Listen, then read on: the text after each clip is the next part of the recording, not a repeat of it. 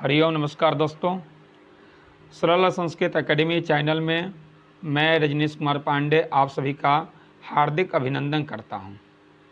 UGC net के पाठ्यक्रम के 8वीं इकाई में समाविष्ट छंदों का आज इस पाठ में सामान्य परिचय जानेंगे, यानी छंदों का सामान्य भूमिका जानेंगे। यानी छंद किसे कहते हैं, छंद कितने प्रकार के होते हैं, छंद की मात्रा क्या होती है, उनका गुरु लघु क्या होते हैं, सभी हम इस पाठ में जानेंगे। प्रारंभ करते हैं।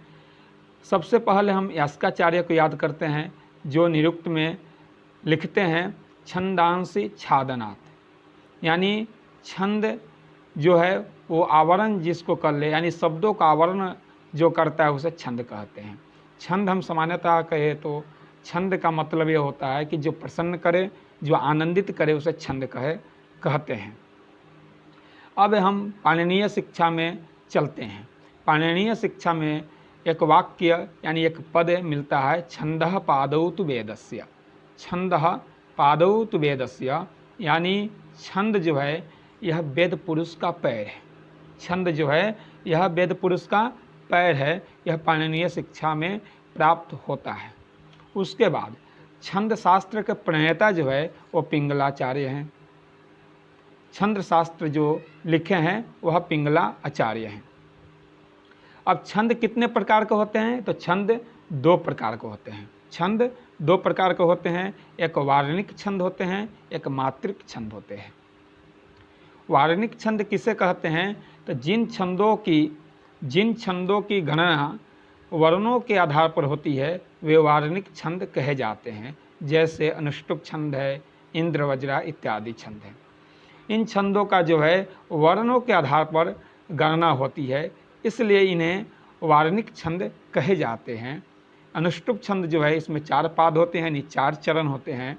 चारों पादों में 8 वर्ण होते हैं, यानी वर्णों के आधार पर गणना होती है, इसलिए अनुष्टुप जो छंद है ये वार्णिक छंद है। उसी तरह इंद्र वज्रा भी इत्यादि जो छंद है ये भी वार्णिक छंद कहे जाते हैं। उसके बाद जो मात्रिक छंद है, जिन छंदों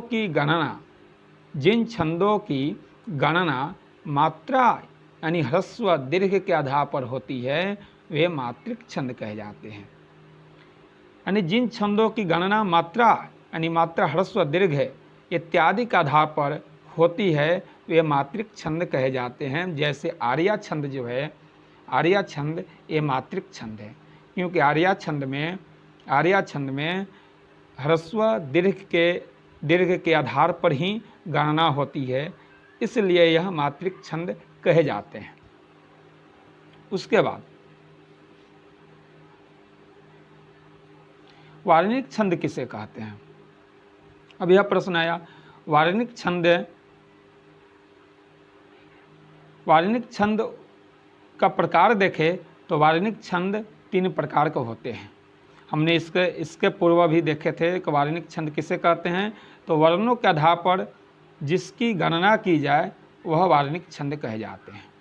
अब वार्णिक छंद कितने प्रकार के हैं, तो वार्णिक छंद जो है वह 3 प्रकार के होते हैं, समवृत्त, अर्धसमवृत्त और विषमवृत्त। यह 3 प्रकार के वार्णिक छंद होते हैं। समवृत्त क्या है, यानी जिनके सभी चरणों के वर्ण समान हो वे समवृत्त कहे जाते हैं। यानी जिनके सभी चरणों यानी सभी पादों के वर्ण, मानिए कोई छंद है और उन छंदों का जो 4 पाद होता है, जो 4 चरण होते हैं, उन चरणों के वर्ण जो होता है वह समान हो। यदि समान है तो वे समवृत्त छंद कहे जाते हैं, यानी समवृत्त वार्णिक छंद कहे जाते हैं। जैसे अनुष्टुप है तो प्रथम यानी पाद में प्रथम चरण में 8 वर्ण होते हैं, द्वितीय चरण में भी 8 वर्ण होते हैं, तृतीय चतुर्थ चरण में भी 8 वर्ण ही होते हैं। तो सभी चरणों में समान वर्ण प्राप्त होने के कारण अनुष्टुप छंद, इंद्र वज्रा इत्यादि छंद भी समवृत्त वार्णिक छंद कहे जाते हैं। उसके बाद दूसरा जो प्रकार है वह है अर्धसमवृत्त। अर्धसमवृत्त क्या है, जिनके प्रथम पाद के समान तृतीय पाद तथा द्वितीय पाद के समान चतुर्थ पाद हो, ऐसे छंद अर्ध संवृत्त कहे जाते हैं। ऐसे छंद अर्ध संवृत्त कहे जाते हैं। जैसे वियोगिनी इत्यादि जो छंद है, यह सब अर्ध संवृत्त छंद कहे जाते हैं। उसके बाद तृतीय जो प्रकार है, यानी तीसरा जो प्रकार है, वह विषमवृत्त है, यानी जिनके सभी चरणों के वर्ण असमान, असमान यानी समान न हो, अलग अलग हो, ऐसे छंद विषमवृत्त कहे जाते हैं। वह है चतुर्ध्व इत्यादि जो छंद है, वह विषमवृत्त छंद कहे जाते हैं। उसके बाद अब आते हैं लघु गुरु किसे कहते हैं। लघु यानी लघुता, यानी गुरु, गुरु किसे कहे जाते हैं, यह हम विचार करते हैं। एक श्लोक है, सानुस्वारो विसर्गान्तो दीर्घो युक्त परश्चयः वा पदान्ते गुरुर्गेयो गेयो अन्यो मातृको लघु। यानी गुरु किसे कहते हैं, लघु किसे कहते हैं, कौन से वर्ण गुरु होते हैं, कौन से वर्ण लघु होते हैं, यह विचार इस श्लोक में मिलता है। सानुस्वारो विसर्गान्तो, अनुस्वार यानी अनुस्वार से युक्त, यानी अम, कम, खम इत्यादि जो वर्ण हैं, यह क्या है, गुरु हैं। क्या हैं, गुरु हैं। विसर्गान्तः, विसर्ग भी जो होता है, जैसे अह, कह, खह इत्यादि वर्ण जो होते हैं, ये भी गुरु कहलाते हैं। सानुस्वारो विसर्गान्तो दीर्घो युक्त परश्चयः, दीर्घ यानी आ, ई, उ, का, की इत्यादि जो वर्ण हैं, यानी दीर्घ कहे जाते हैं।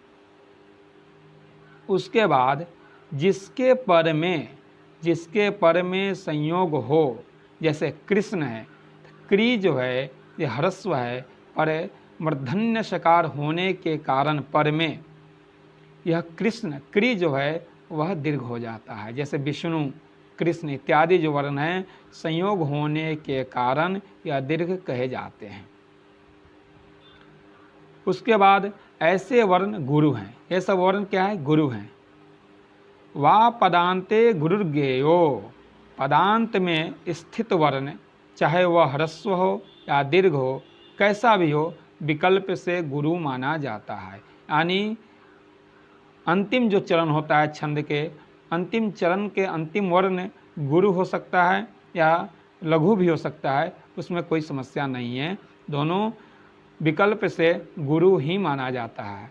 इससे जो अन्य जो भी वर्ण है, ऐसा वर्ण एक मात्रा यानी लघु वाला माना जाता है। यानी अनुस्वार, विसर्ग, दीर्घ युक्त पर जो संयोग है और पदांत है, ये सभी गुरु जानना चाहिए। और जो इससे अलग है, जो अन्य है, सभी वर्ण क्या है, वह लघु कहलाते हैं। उसके बाद गण की बात करें तो 8 गण होते हैं। जो यगण हैं, मगण हैं, तगण हैं, रगण हैं, जगण हैं, भगण हैं, नगण हैं, सगण इत्यादि जो है, ये 8 गण होते हैं छंद में। जैसे एक श्लोक है, आदि मध्यावसानेषु भजसा यान्ति गौरवम यरता लाघवम यान्ति मनौ तो गुरु राघवम।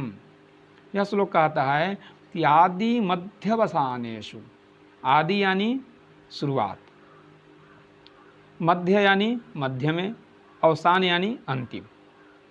तो इन सभी में, यानी आदि में, शुरुआत में, मध्य में, अवसान में यानी अंत में, भजसा यान्ति गौरवम, यानी भगण, भ से भगण, ज से जगण, स से सगण, यान्ति गौरवम, गौरव यानी गुरु, गुरु को प्राप्त होते हैं। जैसे देख लीजिए, भगण जो है, यह भगण जो है, यह जो है गुरु है कि नहीं, एस, यह गुरु है।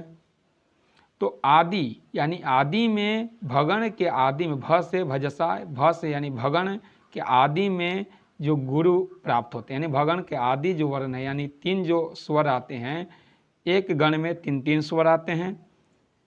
वह ह्रस्व होते हैं, दीर्घ होते हैं, ह्रस्व इत्यादि होते हैं। तो 8 गणों में 3-3 स्वर आते हैं। तो भगन जो गण है, इस भगन में भी 3 स्वर हैं। तो आदि जो स्वर है वह है दीर्घ। भजसा यान्ति गौरवम, यानी भगन में जो आदि जो है, आदि जो वर्ण है वह दीर्घ है। भज, ज से जगन, जगन जो है उसका जो है मध्य अवसान से, मध्य में क्या है, गुरु है, मध्य में यहाँ गुरु है। भजसा, सा से सगन, सगन में अंतिम गुरु है। आदि मध्य अवसान, अवसान क्या है, अवसान सगन में चला जाएगा। तो अवसान यानी अंतिम, यानी सगन का जो अंतिम वर्ण है वह जो होगा गुरु होगा, यानी गौरव, गौरवम यानी गुरु होगा। उसी तरह यरता लाघवम यान्ति, यरता यानी यगण, रगण और तगण, ये लाघवम यानी लघु को प्राप्त होते हैं। जैसे यगण देखिए, यगण जो होगा वह आदि जो होगा वह लघु होगा, रगण जो होगा वह मध्य में होगा, जो लघु है वह मध्य में है, तगण में भी अंतिम में होगा। तो यरता लाघवम यान्ति मनौ तु गुरु राघवम, मनौ यानी मगण और नगण, मगण में जो है गुरु होगा, पूरा गुरु है ना, मगण में तीनों जो स्वर है वो गुरु है, और नगण में भी लघु है, तीनों वर्ण जो है, तीनों स्वर जो है लघु है। मनौ तु गुरु राघवम, यानी मगण और नगर में गुरु राघव, यानी तीनों वर्ण गुरु होंगे मगण में, और नगण में तीनों जो वर्ण है यानी तीनों स्वर जो है वह लाघव होंगे यानी लघु होंगे। यह श्लोक का मतलब चल गया। यह सूत्र है य माता राज भानस लगा, यानी य से यगण, म से मगण, त से तगण। अब इसमें देख लीजिए यगण जो है, यगण यानी 3 स्वर होंगे। तो य माता, यगण में क्या आएंगे, य माता यानी ह्रस्व दीर्घ दीर्घ। उसी तरह मगन में क्या आएंगे, मातारा यानी दीर्घ दीर्घ दीर्घ। उसी तरह तगन में क्या आएंगे, ताराज यानी दीर्घ दीर्घ ह्रस्व। इसी तरह आप 8 गणों का आप स्वर मात्रा यानी ह्रस्व दीर्घ मिला सकते हैं। यहाँ तक आपका ये हुआ। आप सभी का धन्यवाद। अस्तु, पुनः मिलेंगे।